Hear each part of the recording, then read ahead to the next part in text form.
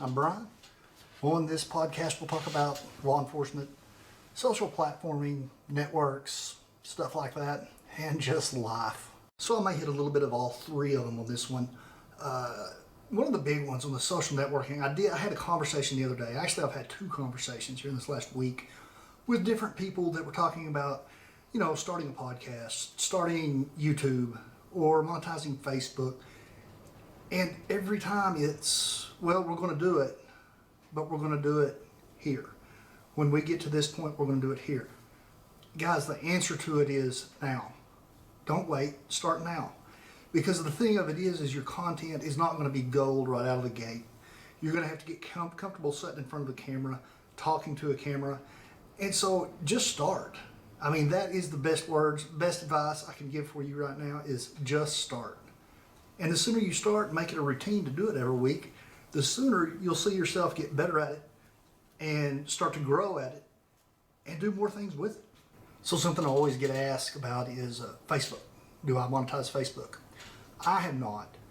I would really like to. I've actually studied a little bit more about it since the last time we talked, and I basically stopped in my tracks because one of the big stoppers for me on that is 10,000 followers. I mean, that's huge. 10,000 followers, and the watch time on your videos is pretty close to the same as YouTube. YouTube's 4,000 hours of watch time before you can monetize, and 1,000 subscribers.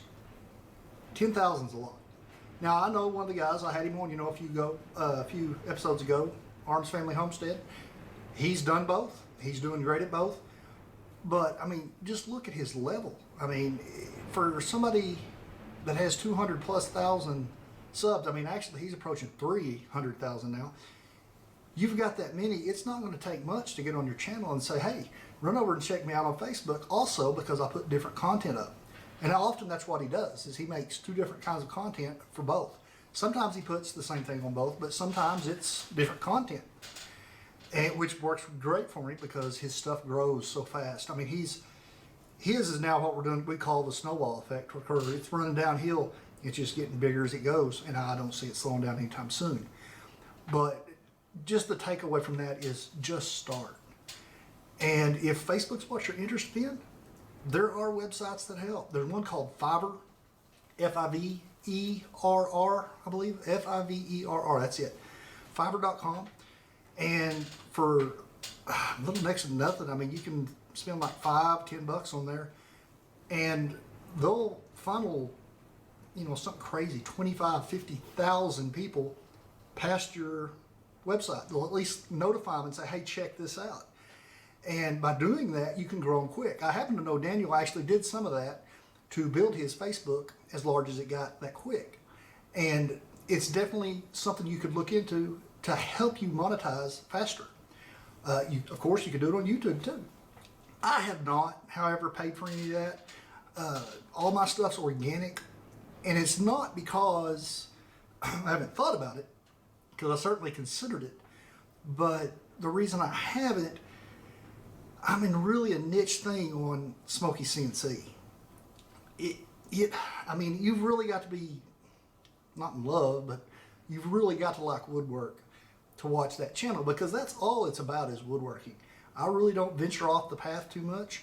I keep telling them on that channel at some point, I am just going to start building some things with no CNC involved, because I've got several projects that I need to be doing. I just haven't started yet because, the CNC thing. I love the CNC stuff, but some things don't need a CNC machine. So I usually try to incorporate it as much as I can if I'm doing just some other kind of project, but just for that channel, it just doesn't make sense for me to buy viewers, because I don't think they'd stay. I mean, a certain percentage would, sure, but I need a large percentage. I mean, if I'm spending quite a bit of money, in which $5-10 isn't bad, but I mean, you can spend as much as you want, and it will reflect how many people they run through it. I just haven't done it. I mean, that's just it. But what I'm telling you is you can, because it is a perfectly legitimate way to build a channel. It is obviously effective, especially if you're very captivating in how you speak and what you're talking about, if you have a large crowd. So, and also, I mean, don't limit it to Fiverr either. Just explore a little bit. Just put in there views channel or something to help you grow your channel, because there are several websites out there that is what their sole focus is. They'll help you brand, they'll help you with logos. I mean, you can find anything you need on the internet, anything to help grow a social networking platform. There are, I mean, Audacity is one of them I use. That's what I use for this. And it's actually a free program. GarageBand. I mean, I've heard people making some great things with GarageBand. Don't even have an instrument around them, but they create a song just off their phone. I haven't played with that. I actually don't have an Apple system here. My laptop is a Windows-based unit. So GarageBand isn't available for me on this. At least it's not yet. I haven't really researched it too hard. I can get it on my iPhone, however. And I just talked to somebody today that said they know a guy that is just banging out songs right and left, and they let me listen to him. The guy's clearly talented. I mean, you can make a whole ton of content off just the phone, just off doing that stuff. I guess just my whole point to it is just get out there and look on the internet. I mean, Fiverr.com is a real deal. I mean, it really works. I know more than one person that have used it. One of them, it was very, very effective. The other, it was somewhat effective. But again, his was the one that wasn't real effective. It was a niche channel. It didn't really apply to everybody, so not everybody was interested in what he was doing, but it helped. I mean, he got some subs out of it. He got more views out of it. And perhaps it's something I should look into in the future on both my channels, because honestly, I think the podcast channel that I have on YouTube and my podcast would probably grow if I just let more people know that it's out there. Just let them give it a listen. Maybe they'll be really interested in it. So more of what I'm getting to there is just, you know, if you're thinking about doing it, feel like you might want to do it, just start. Here's the worst case scenario. You start, you create something, you hate the content that you created. Guess what? There's a delete button. You can delete that one, try it again. The more you do that, the better you'll get. And the reason they're going to tell you to do that and point towards a niche audience, because it's easier to focus what you're talking about, and everybody knows what they're going to get when they get there. So like my woodworking, the people that come there enjoy the woodworking. They enjoy the stuff I make. So that's just an example. Now, not to say you can't just blast it all over the place and do just whatever you want. Those work too. They just usually grow slower. Not always the case, but usually. And you know, I believe right now the side hustle is as or more important than it ever has been, because so many places are going under. I mean, who would have ever thought Neiman Marcus would have gone bankrupt? But they just, you know, blared it out on the news the other day that they're talking bankruptcy. Crazy stuff. And of course, I live in Oklahoma, and you've seen what oil prices are doing right now. And I'm expecting several of our smaller oil companies to go belly up because they can't produce. And the only way they make money is if they're producing oil. So my whole point here is I'm just trying to help you just drive some traffic to your stuff. Of course, like I said, the websites, if you got people you know that's already doing it, shout outs. If you can have guest speakers on here that are bigger than you are. I mean, just like Arms Family Homestead was on here, it was great for that video. That video has really helped. It has gained me more listeners on my podcast. And I've got several more subs on my YouTube channel from it. All that stuff helps. And even if you can't meet them in person, you can meet them and figure out a way to video chat and put them on there that way. There are just tons of possibilities to it. So, okay, I want to switch gears here just a little bit. I told you before it was all said and done, I'm probably going to hit all three of them today. I've just got several different things that I wanted to talk about. Of course, one of my other big ones is law enforcement and the way these guys are handling this stuff. And I explained the traffic stops last time. I mean, it is a crazy, crazy setup, but I mean, how else do you do it without making contact? So the biggest problem that they're having is people thinking they really don't have to obey the laws right now. They think it's a free pass to do whatever they want. And that is just not true, because the guys are out there still stopping them. And now, here's the problem that I'm having is, have you noticed the longer we've stayed in quarantine or social distance, the more antsy people are getting about opening everything back up? I mean, you know, the president's put it to the governors to make their own decision. Well, which isn't bad that you give the governors the power. It's just their over eagerness to reopen the economy because we're losing money. Well, you know what? Money's money. It's paper. Is the loss of life worth that? I mean, and there are many places, churches, tons of the businesses around here. And the crazy thing is how relaxed people are about it. Even though I happen to know a county I was in, for the longest time it showed that we had one case.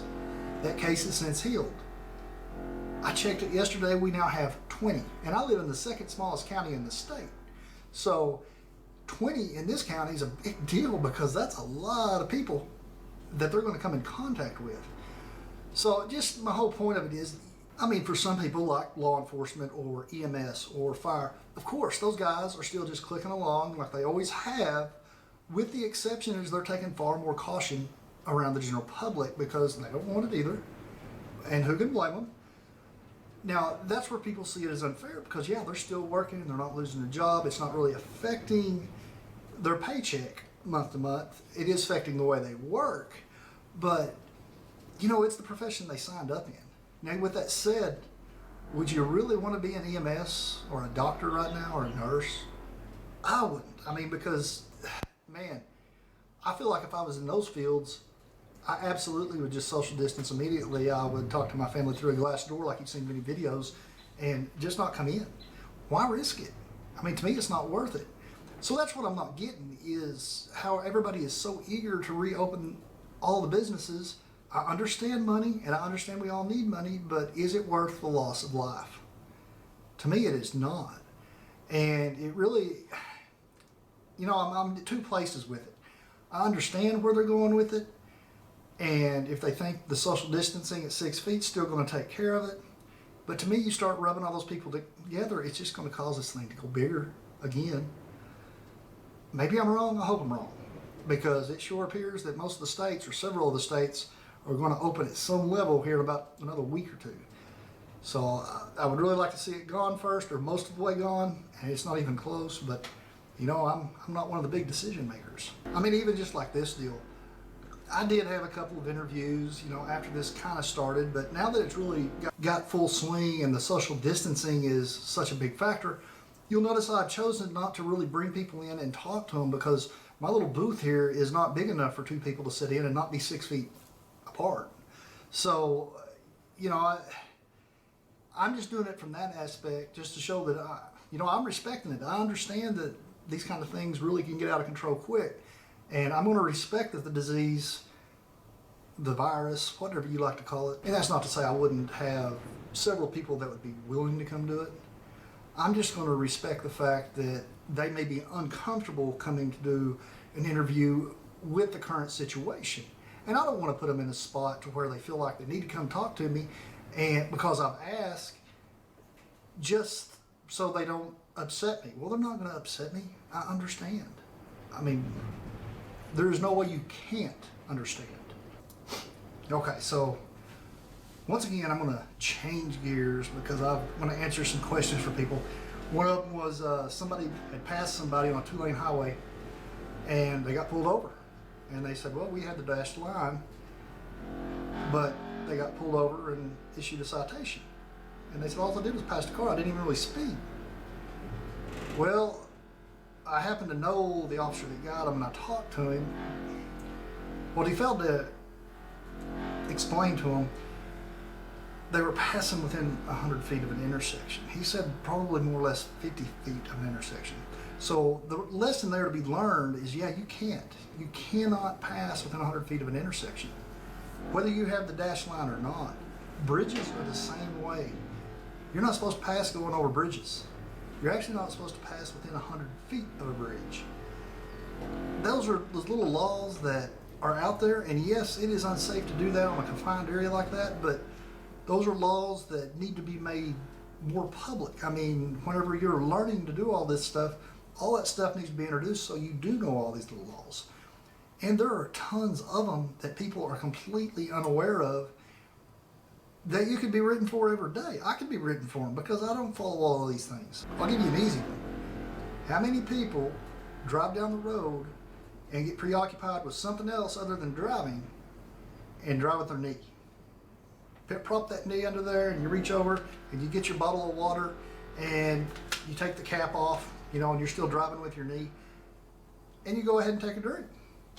Well, I'm gonna raise my hand, I do that stuff. Now then, you do that and you're passing a law enforcement officer, he observes all that. Just sit here and think about it. Can you see how somebody would deem that as reckless? You're no longer holding on to the one thing that controls that vehicle, which is the steering wheel. These things right here are the most important things because they control that steering wheel. And when I say these things, I'm holding my hands up here for YouTube. You're not using either of those, you're using a knee. Well, you can see how an officer would observe you doing that and say, well, that's reckless. Well, yeah, I feel comfortable doing it, but I can see how you would deem it as not, as reckless, as something that I shouldn't be doing. And that's probably one of the hardest things to explain to people, is that most of the time whenever you get issued citations or the law is enforced, it is at the officer's discretion. What I think may be reckless, he may not, or vice versa. So now I'm going to say you're going down the interstate at 70, 80 miles an hour and you're driving with your knee. Yeah, we got a problem. If I observe that, we got a problem, because there is too much going on too fast on those bigger highways for you to be trying to drive with your knee. Have I seen it? Sure. Have I stopped it? Yes. Now, I don't always write tickets on it. A lot of it's going to depend on attitude. And that's another side of it people really don't understand. Your attitude towards the officer really reflects what's going to happen to you. We come up there and you just start griping at the officer. Well, we're people too. I don't want to listen to that. And clearly you were doing whatever I stopped you for, but why are you griping me out about it? You're upset because I caught you? Well, don't do it. That's the whole point. So here's one of them that I've actually discussed with some guys before, but this one will make me unpopular, I'm sure. I think they need to outlaw talking on your phone while going down the road. I'm not talking about texting, that's already illegal. That doesn't stop people from doing it. Talking on your phone. They've done studies to show that if you're engaged in a conversation on your phone and you're driving, your attention is still pulled away from what's going on in front of you on that road, because you concentrate on that little phone. You're listening to them and you're really thinking about it and you're reflecting. You're not really paying attention out in front of you. So in my opinion, I would love to see them take cell phones whenever your vehicle hits, 5, 10 miles an hour. It no longer functions until you're stopped. That means people, whenever they get to a stop sign, they're probably going to sit there and talk on the phone. You're not moving though. It's safer. And if you need to talk on your phone, pull over. Make your phone call. You can reflect and think all you want on that thing. I guarantee you it would cut down the number of accidents we have daily there's no reason that it should ever happen other than you weren't paying attention. You were paying attention to that little black box in your hand. Don't get me wrong. It would affect me just like it affects everybody else. I'm the world's worst about getting in my vehicle, and when I need to talk to somebody, if I'm driving a distance, I pick up that phone, I start a conversation, and I talk to them all the way to where I'm going or until we get done with our conversation. I'm as guilty as anybody. Is it necessarily safe? No, it is not. But right now it's legal. So I'm just as guilty as everybody else. I'm just looking at it from a safety side. And of course, you're going to have exceptions to the rule. Do you allow law enforcement to? Because they have to communicate. They have to coordinate stuff. EMS, fire departments, they have to be able to do that stuff. Now, fair enough, we have radios we can talk on, but some of that stuff you don't want going over the air. You want it to be kind of quiet. You want to be discreet about it. So you don't want it just blasting all over scanner land so everybody and their dog can hear what you're talking about. So, there's where you run into problems. They're going to have to allow some of that for special situations. Everybody's going to think they're the special one, and if they need that exemption. So, yeah, there's hurdles. There's hurdles, but it's just one of my opinions that's something that it definitely needs to be addressed. Do I see it happening anytime soon? No, I don't. I don't see them forcefully making us stop talking on our phones going down the road. But on that topic, I definitely don't think that it's out of the realm of possibility for them to one day have the phone makers set it up to where whenever your phone reaches, like I said, 5-10 miles an hour, the text function no longer works. To me, that makes perfect sense. It keeps you from trying to type on that thing. Because, I mean, to this day, there's nothing more irritating than me to get behind somebody texting. I laughed because we were coming back from my parents' house, which is about 60 miles away from here, and my wife and I were driving, and this car is just weaving all over the road, and I just keep watching his mannerisms, and I said, he's texting. He's not drunk, he's texting. Just the way the car was moving, the way it jerked whenever he'd figure out he was drifting. And it wasn't 15 seconds. He goes a little too far right, he yanks it too hard left, goes across center, completely spins out, ends up in the bar ditch. Of course, my wife's shocked, and I'm sitting there, and I just said, see, I mean, that's what it is.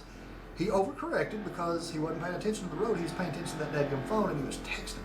So that little rule, I would love to see that one in place where at least that function is deactivated when the phone is past 5-10 miles an hour, whatever the number, and that would be easily instituted. I mean, they'd have to do that at the highest level, and they'd have to require that companies put phones out with that function, and don't make it where you can turn it off. Don't make it where you can go there and flip a switch and turn that off. Make it where that's just how it works. Because if you make it where it can turn it off, everybody's gonna turn it off. That's just the way people are, I understand that. The problem of it is we've all got so reliant on all this phone technology that let somebody misplace one. How frantic do they get? Oh my gosh, I left it at the coffee shop. Well, it's a mad dash to the coffee shop. You gotta have that phone. You know, and I'm not ancient by any means, but I remember the time when we didn't have cell phones. I didn't have a cell phone until second year of college, I think, maybe first. It was right around there somewhere. They weren't a big deal. I mean, they weren't what they are now. And even then, they were just like a little Nokia or a little flip phone. They weren't the smartphones we have now. I mean, these phones that have enough power or have more power than what we had when we went to the moon with NASA in the 60s. That little camera phone, that little smartphone is more powerful than that, which is amazing. And don't get me wrong, it's great. Love it. I'm bad as everybody. I mess with mine all the time. But it's just funny to me how important this has came to society, how it's become such a staple of your day-to-day life that you can't live without it. And you'll remember back to the 80s, these weren't even thought of. The only thing that was out then was bag phones. Well, nobody was buying those because they were unbelievably expensive. Now, of course, I mean, they've got it figured out that people are willing to pay an unbelievable cost for these little smartphones because they can't live without them, and you get put on a payment plan like you're buying a car. I mean, who would have ever thought it got to that? The coolest and probably the most useful part of this technology that's happening right now is if you feel like you have these symptoms for the virus, for example, or something else, and your doctor is not taking in-person stuff, you can video chat with them, and they can talk to you and face-to-face say, yeah, you know, you really need to watch this. At least you can get advice that way, and you're not completely detached from getting help that you may very well need. Okay, so now I'll move on to another law that somebody sent me a question about, turn signals. Can you get a citation for not using your turn signal? It's an absolute, without a doubt, yes, you can get a ticket for that. It is on your car. By law, it is required to turn it on. And most of them say, you know, a third of a block prior to where you're turning to advise the people behind you and in front of you that you're fixing to go that way. You're fixing to go left, you're fixing to go right, whatever. Yes, you can be written that. Now, is that written a lot? No, probably not. I didn't write it much. At most, if I did do anything with it, it was in concert with something else. You were speeding down an interstate, you changed lanes, and you didn't use a blinker. Well, my primary cause there is I'm going to get you on speed. That's probably what I'm going to ding you with. And I might write you a warning with it saying, you know, an improper lane change. You didn't use a blinker. They are important. And I don't know where society has got that we've gotten away from using them as much, and I don't know how it's got so unimportant to stop it. because it really is a safety thing. Okay, so the next one. And just to clarify something, I don't ever tell you where these questions come from. I get them. I don't even really remember where this next one, even what state it came out of. But clearly they messed up. Fail to yield to an emergency vehicle. Okay, so the real issue here was the guy was listening to music way too loud, A, which is a distraction. And, which, don't get me wrong, I listen to music loud sometimes too. But he was listening loud enough he didn't hear the siren behind him, and it happened to be an emergency that was down the road quite a ways. Well, he didn't yield for an ambulance immediately. He did it down the road here, he does. And so whenever he does finally yield, he has a nice shoulder on the road. He pulls off and just keeps driving down the shoulder. Well, that's not exactly how it's supposed to work. You're actually supposed to pull over and at least try to stop until they get by. This guy didn't. He just flipped right over there on the shoulder and just kept cruising at the same speed and let him pass. Which worked. It's better than not getting out of the way at all, but it's illegal to drive on the shoulder. And so he was clearly very upset because an officer happened to be running behind the ambulance and witnessed every bit of it. And he rung him up. Well, okay, you've messed up more than once there, buddy. I mean, A, you didn't yield for the ambulance, which you have to agree, if that ambulance was responding to one of your family members, if it was your mom or your child that was in peril, you would want them getting there as fast as possible. You wouldn't want to hear about a guy that wouldn't get out of your way, and so it took 5 more minutes to get there. You don't want to hear that part. And so you also don't want to be the guy slowing that down, because every minute counts, every second counts whenever it's life and death stuff when you're working EMS. A lot of that stuff they have to really try to get there as fast as they can, because there's only a small window of time where they can save you from some things. So anyway, he gets pulled over, and the officer, he probably wasn't as calm and collected as he should have been, because he was pretty upset about it. And he wrote the guy a ticket. I wasn't clear. The guy said he said a lot about driving on the shoulder and the failure to yield. I wasn't clear in this guy's email whether it was a citation for failure to yield to an emergency vehicle, or whether it was for driving on the shoulder, or if it was both. I responded back to him. I told him I'd address it, and I really didn't get deep into it with him. I mean, just by reading the email, the guy was obviously still pretty agitated about it. And I get it. I mean, it's your pocketbook, but man, you got to watch out for these guys, because you do need to get out of the way whenever it's appropriate or when it's safe. It's not always safe just to pull it right over, get off the road real quick. But at the very least, you can pull as far right as possible and slow way down so they can pass you with ease. In fairness, though, around here we don't have a lot of trouble with it. People really respect it. Probably more or less because we're pretty hard on it. We ding you if you don't yield for the ambulance behind you, or the fire truck, or whatever it is. The problem we run into is whenever we're having to run somewhere hot and we're having to go fast, you don't yield for me. Well, am I really going to stop and dock you for that? Or am I going to go ahead and just get past you and go ahead and go take care of what I need to take care of? Well, it's going to be the latter, obviously, because we don't have time to stop and mess with that. This is an emergency up here. So it's just food for thought. And these are only, 3 little things that people have shot me messages about and were asking me questions about some law and how they worked.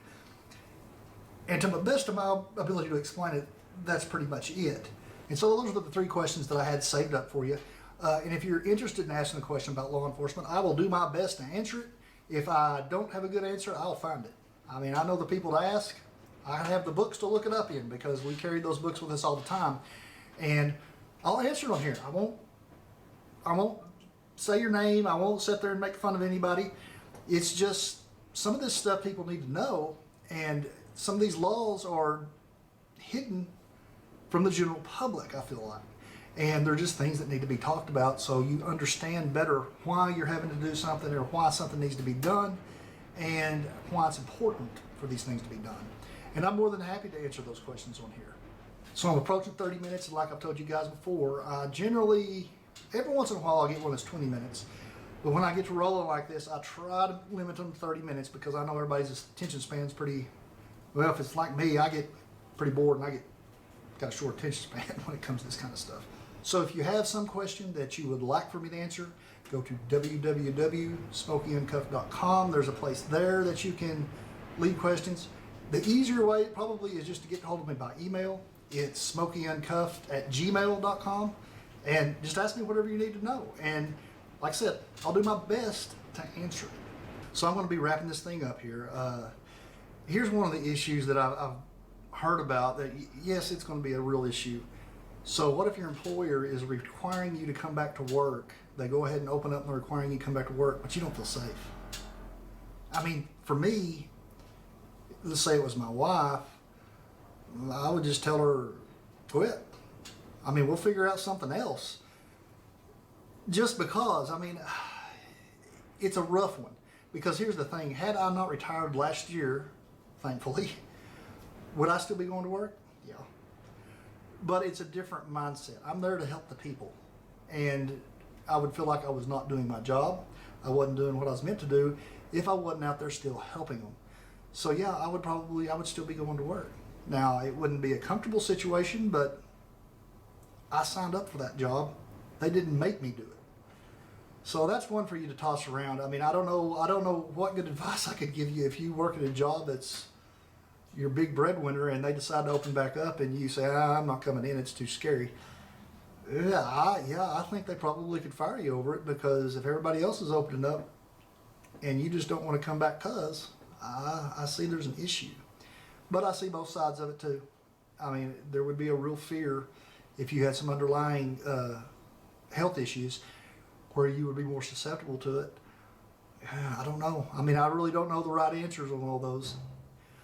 So guys, that's going to be it for this one. If y'all haven't done so yet, run over there and check out Smokey CNC Woodworks. I do obviously a lot of CNC and woodwork stuff, and a lot of it comes out really cool. The last one I just did, I just let that video go. It was for a Navy anchor for a lady's son that joined the Navy. It came out really cool. And as I said before, the place you can locate me on here is smokeyuncuffed.com. That's www.smokeyuncuffed.com. You can get a hold of me on email at smokeyuncuffed@gmail.com. And you can also go check out this podcast on YouTube at the same name, Smokey Uncuffed. What a shock. So guys, that's going to be all for this one.